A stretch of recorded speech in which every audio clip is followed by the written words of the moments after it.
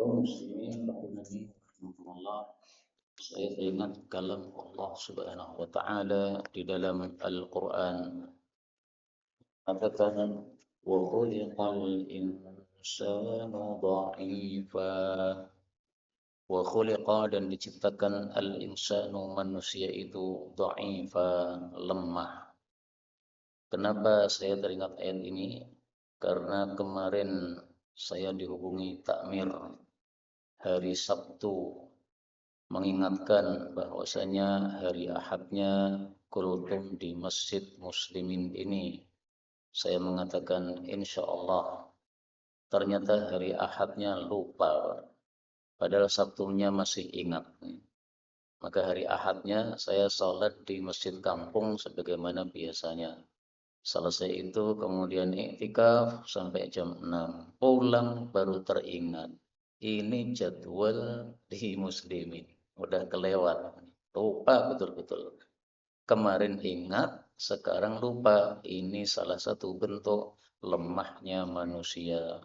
Makanya Allah mengatakan, wa khuliqal insan. Manusia diciptakan dha'ifa, lemah.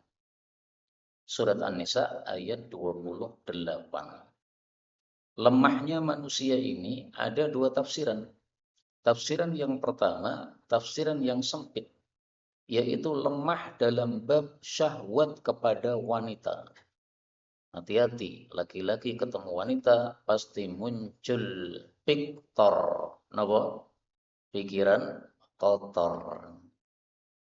Membayangkan yang tidak-tidak. Nah, itu adalah pikiran kotor. Itu lemahnya manusia. Makanya di dalam Islam tidak boleh laki sama perempuan berduaan di tempat yang sepi. Hukumnya haram. Misalnya saya bekerja sebagai sopir Grab. Kemudian naik ke mobil saya, mbak-mbak cantik lagi. Kemudian semua jendela saya tutup, riben hitam. Nah, itu nggak boleh. Kenapa? Karena berarti saya berdua dengan perempuan di tempat yang sepi karena jendelanya ditutup. Supaya tidak haram bagaimana? Ya jendelanya semuanya dibuka.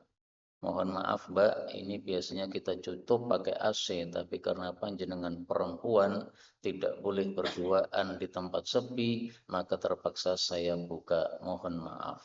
Nah, semoga dengan cara seperti itu sudah tidak termasuk khalwat atau berduaan lagi. Tafsiran yang kedua, lemah dalam ayat ini maksudnya apa?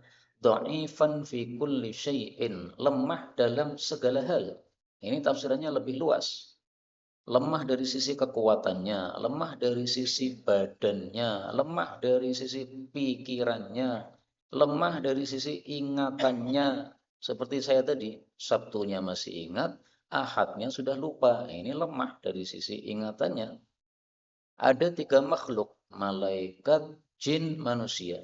Yang paling kuat siapa, Pak? Malaikat. Yang paling lemah siapa? Manusia. Apakah ada buktinya atau dalilnya? Ada. Pada kisahnya Nabi Sulaiman alaihi salatu wassalam. Ketika Nabi Sulaiman menawarkan kepada prajuritnya, siapa yang bisa memindahkan singgasana Ratu Bilqis ke hadapan saya? Maka qala ifritum minal jin, berkata jin ifrit, saya mampu mendatangkan kepada engkau sebelum engkau bangkit dari majelismu. Nah, ini yang bisa melakukan ini adalah jin. Manusia mana bisa. Dari negeri Sabak menuju ke negerinya Nabi Sulaiman. Itu mungkin 1 bulan atau lebih. Jadi kalau dengan tenaga manusia perlu 1 bulan atau lebih. Tapi dengan tenaga jin cukup 1 jam misalnya. Ya, kalau misalnya Nabi Sulaiman biasanya bermajlis 1 jam, ya berarti sebelum Anda bangkit dari majelismu sebelum 1 jam. Kemudian qala alladzi indahu ilmu minal kitab. Ada seseorang yang punya sedikit ilmu dari Alkitab. Ana atika bihi qabla an yartadda ilaika tarfuk. Saya bisa mendatangkan singgasana tersebut sebelum Anda membuka mata ketika berkedip. Dan ternyata betul setelah Nabi Sulaiman berkedip, maka langsung matanya melihat singgasana itu di depan dia. Para ulama tafsir mengatakan orang ini punya ilmu tentang Ismullahil A'zam, nama Allah yang teragung, yang apabila nama itu dibaca di dalam doa, maka doanya langsung mustajab saat itu juga. Terus siapa yang membantu orang itu untuk memindahkan dalam sekejap? Tiada lain dan tiada bukan adalah para malaikat dengan izin dari Allah Subhanahu wa taala. Nah, berarti malaikat lebih kuat daripada jin, jin lebih kuat daripada manusia. Manusia paling lemah. Maka manusia kalau berduel dengan jin itu hukum asalnya sebenarnya manusia kalah karena dia lemah. Tetapi kalau kita memiliki kekuatan doa, kekuatan iman, maka bisa dengan kekuatan iman kita mengalahkan duel dengan jin sebagaimana pernah dialami oleh Sayyidina Umar berduel dengan jin maka dicengkiwing oleh Sayyidina Umar radhiyallahu taala anhu. Kaum muslimin rahimani wa rahimakumullah, ini sebagai muqaddimah. Adapun tema yang ingin saya sampaikan adalah bahwa pada bulan Ramadan kali ini 1447 atau 2026, materi yang saya sampaikan di masjid-masjid dalam pengajian-pengajian seperti ini adalah satu kitab yang saya tulis dengan judul Takmilatu Abwabis Shiyam, kelengkapan bab-bab puasa. Di dalam kitab ini ada 100 bab, ada 100 hadis. Isinya tentang puasa, tentang iktikaf, dan tentang bulan Ramadan. Di antara isi dari buku ini adalah sabda Nabi Sallallahu Alaihi Wasallam tentang sahur. Beliau mengatakan nikmas sahur, sebaik-baik makanan sahur adalah at-tamar, kurma. Jadi sebaik-baik makanan untuk sahur kita bukan nasi, tetapi apa? Kurma. Kita orang Indonesia tidak terbiasa makan kurma. Sehingga kalau kita makan nasi ya nggak apa-apa. Tapi seandainya panjenengan ingin mencoba sahur hanya dengan kurma, bagus. Karena sabda Nabi ini tidak hanya berlaku untuk orang-orang Arab. Ini berlaku untuk semua orang. Beliau bersabda, sebaik-baik makanan sahur adalah kurma. Beliau tidak mengatakan sebaik-baik makanan sahur untuk kalian, wahai orang-orang Arab. Tidak ada begitu. Makanya beberapa teman kita itu sudah mencoba sahur hanya dengan kurma, itu ternyata lebih nyaman katanya. Saya sudah ketemu beberapa orang, Pak, yang makan sahur hanya kurma tok. Kemudian dia mengatakan kepada saya, ayo Ustaz, antum coba makan sahur kurma tok, lebih enak. Maka saya tanya, enaknya gimana Pak? Dia mengatakan, kalau saya sahur dengan nasi, itu mudah ngintir-intir. Tapi kalau dengan kurma, tidak. Baik, ini yang pertama. Yang kedua apa lagi Pak? Dia mengatakan, kalau saya sahur dengan nasi, itu nanti lemas. Tapi kalau dengan kurma, maka tenaga saya lebih bagus, tidak lemas. Nah, ini adalah langsung dari orang yang mengamalkan. Kaum muslimin rahimani wa rahimakumullah, karena itu di bulan Ramadan ini 1447 saya hasung diri saya sendiri juga panjenengan minimal satu kali mencoba sahur hanya dengan apa? Kurma.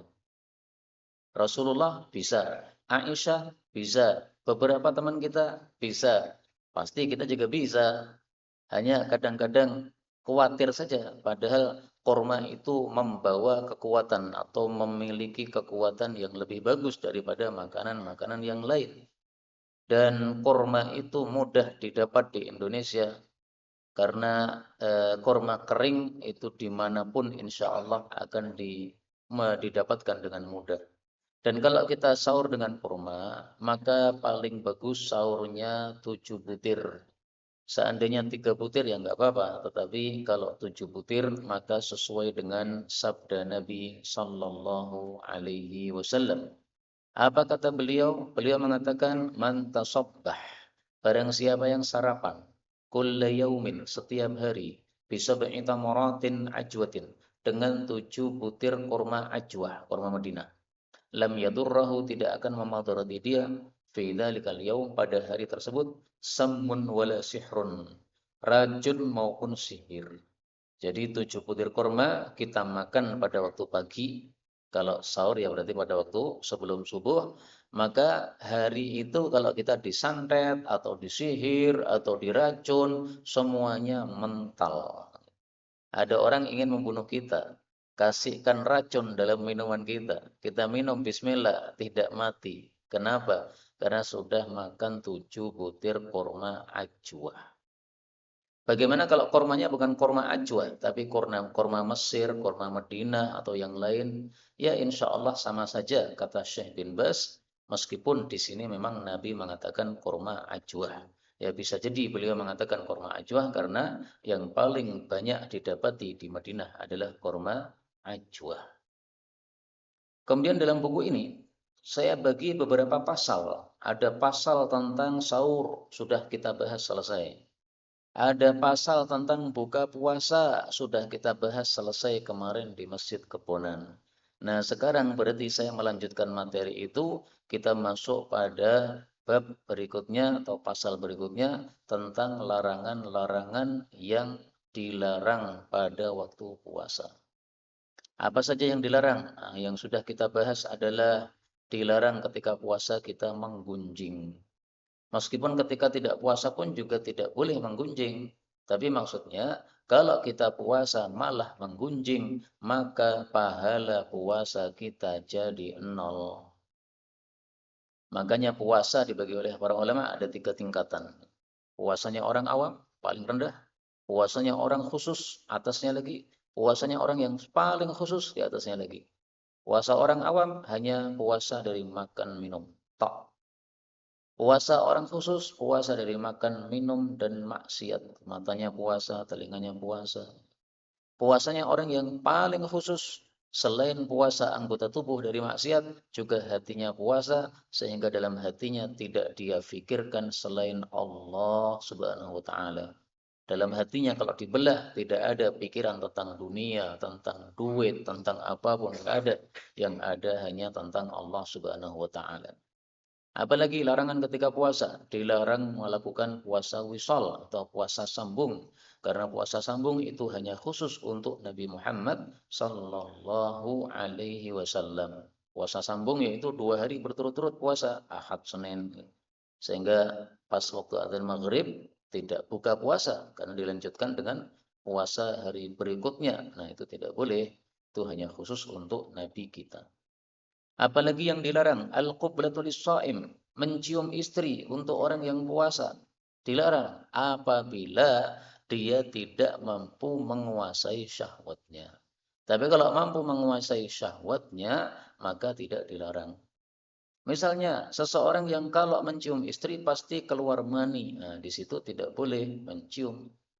Makanya ada seorang pemuda tanya kepada Nabi, "Ya Rasul, boleh enggak saya cium istri ketika puasa?" Beliau katakan, "Enggak boleh." Tapi ketika ada orang tua tanya kepada Nabi pertanyaan yang sama, oleh Nabi dijawab boleh. Kenapa? Karena ini pemuda barusan nikah, dikhawatirkan tidak bisa menjaga nafsu. Tapi ini yang sudah tua, sudah lama menikahnya, nah, maka insya Allah bisa menjaga nafsunya. Apalagi yang dilarang ketika puasa, al-hijamah, berbekam. Menurut Imam Ahmad, berbekam ketika puasa itu membatalkan puasa kita.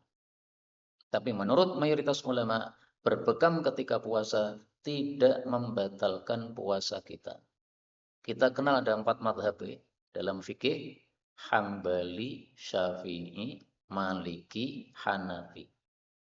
Hambali mengatakan bekam membatalkan puasa. Jadi enggak boleh bekam ketika puasa. Yang batal siapa? Pembekamnya batal, yang dibekam juga batal. Madhab yang 3, Hanafi, Syafi'i, Maliki. Semuanya sepakat, bekam tidak membatalkan puasa. Kita orang Indonesia rata-rata madhabnya madhab Syafi'i. Makanya kita mengikuti pendapat bahwa bekam tidak membatalkan puasa. Tetapi jangan sekali-kali berbekam kalau kita mudah lemes.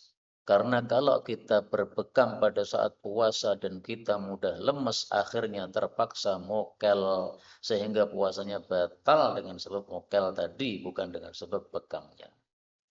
Karena itulah pada bab yang ke-36 dalam buku ini saya mengatakan nasku iftaris shaim bil hijamah.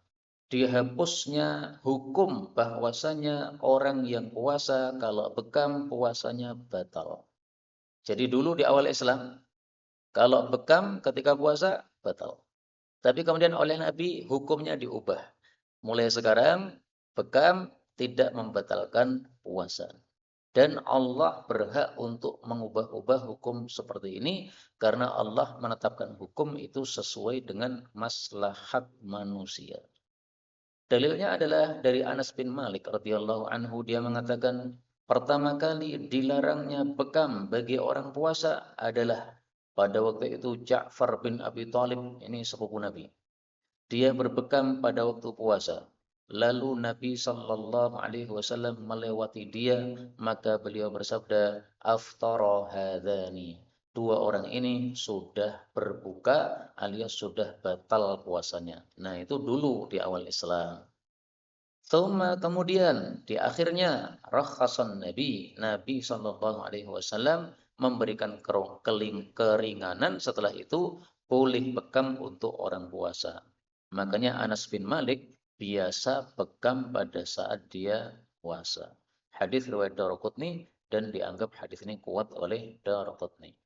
Ini perkara yang tidak begitu penting sebenarnya karena kita orang Jawa tidak sering bekam. Tapi ada beberapa di antara kita yang memang sering bekam. Nah, ini sangat penting untuk orang yang melakukannya. Kemudian pembahasan berikutnya, al-kahlu al-kuhlu la yuftirus shaum. Bahwasanya celak itu tidak membatalkan puasa. Meskipun setelah mata kita masuki celak, kemudian keluar air karena pedes, dan air mata keluarnya banyak, sampai-sampai dalam tenggorokan kita terasa ada basah, tetap tidak membatalkan puasa. Kenapa? Karena dari mata ke tenggorokan itu tidak ada jalurnya.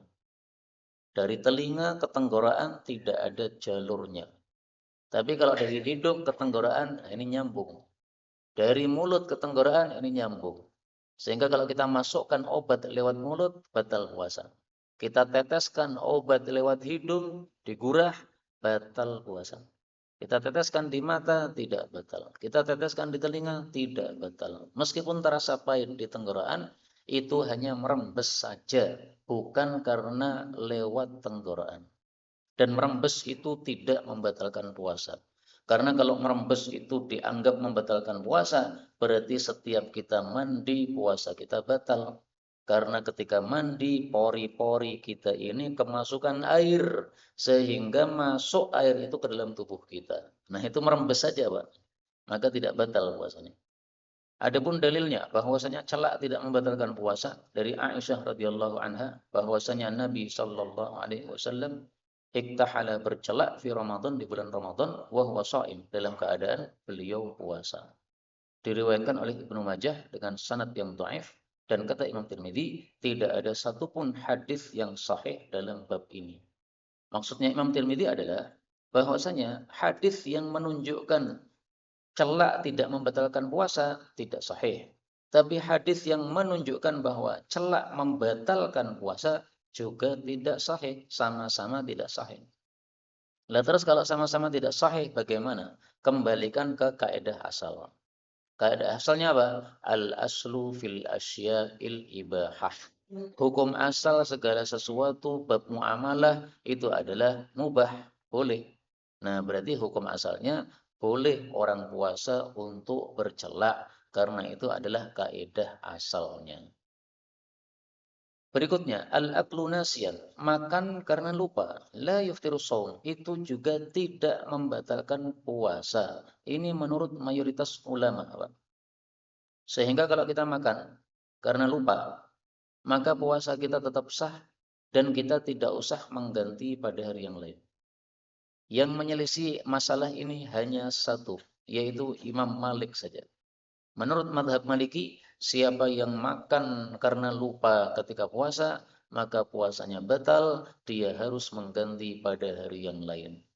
Tetapi fatwa Imam Malik ini tidak sesuai dengan sabda Nabi Shallallahu Alaihi Wasallam. Dari Abu Hurairah radhiyallahu anhu, Nabi Shallallahu Alaihi Wasallam bersabda, "Man nasiya wa huwa shaim, siapa yang lupa ketika puasa, faakala aw syariba, lalu dia makan atau minum, falyutimma shaumah, hendaklah dia sempurnakan, dia lanjutkan puasanya." Nah, disuruh melanjutkan puasa, berarti puasanya sah, tidak batal. Kenapa tidak batal? Kan sudah makan, sudah minum. Padahal puasa itu meninggalkan makan dan minum. Maka jawabnya adalah karena orang yang lupa itu dalam Islam dimaafkan. Sebagaimana sabda Nabi dalam hadis yang lain, "Innallaha tajawaza an ummati thalathan." Allah memaafkan untuk umatku 3 hal. Yang pertama, al-khata', salah yang tidak disengaja dimaafkan. Yang kedua, an-nisyan, lupa, berarti juga enggak sengaja kan? Dimaafkan. Yang ketiga, mastukrihu, dipaksa. Ini juga dimaafkan. Maka orang berzina dosa, tapi diperkosa tidak dosa karena dia dipaksa. Kemudian Nabi bersabda, "Fa innama at'amahu Allah wa saqa." Tiada lain orang yang lupa itu dikasih makan dan dikasih minum oleh Allah Subhanahu wa taala. Nah, jadi orang yang lupa ketika dia makan minum, itu makan minumnya bukan perbuatan dia, tapi perbuatannya Allah terhadap dia. Sehingga puasanya tidak batal. Nah, kita mengikuti mazhabnya mayoritas ulama, sehingga kita berpendapat orang yang lupa maka puasanya tidak batal meskipun dia sudah kenyang dengan sebab makan dan minum.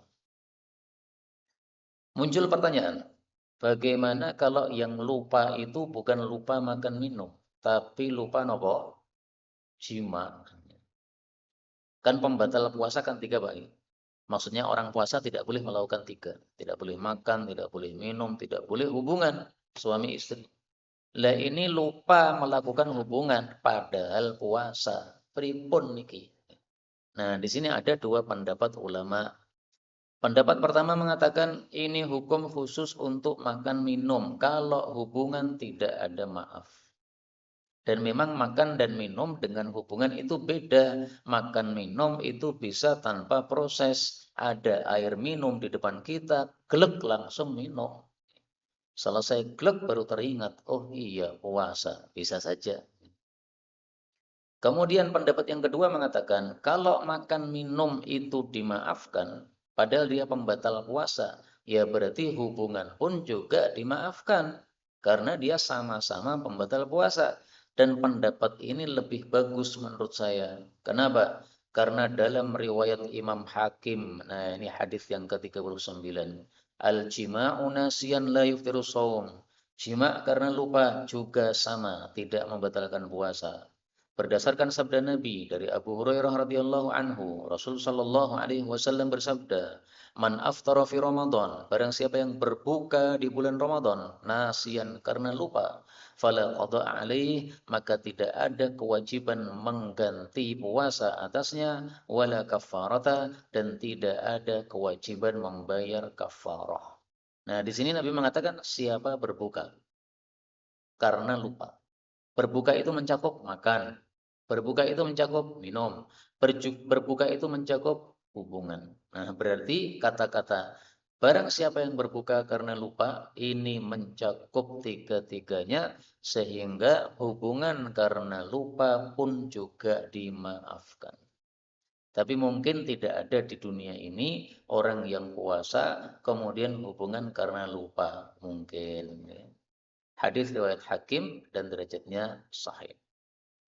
Apalagi pembatal puasa, al-iftaru qabla al-ghurubi, buka puasa sebelum tenggelam matahari, yuftiru shaum, itu membatalkan puasa kita.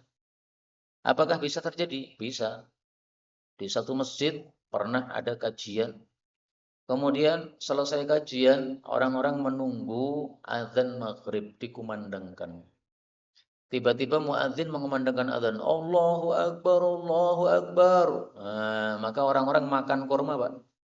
Setelah itu diberitahu, loh Pak, kok sudah azan? Ini kan masih kurang 5 menit atau 10 menit.